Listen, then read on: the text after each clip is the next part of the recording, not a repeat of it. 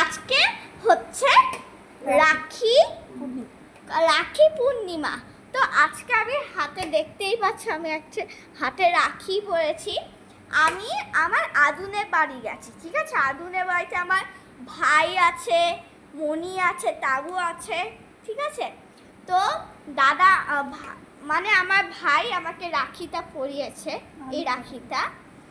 আর আমরা আজকে খুবই মজা করেছি, মানে এত মজা করেছি ভাবতে সকালবেলা গেছি, এসেছি হচ্ছে দুপুরবেলা।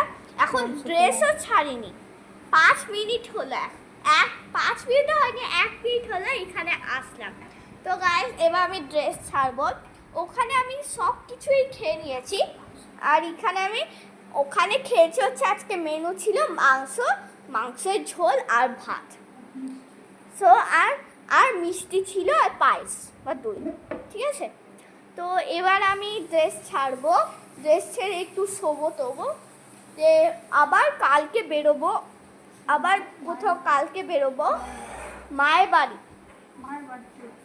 মায়ের বার্থডে আজকে, কালকে আছে আর মায়ের বার্থডে।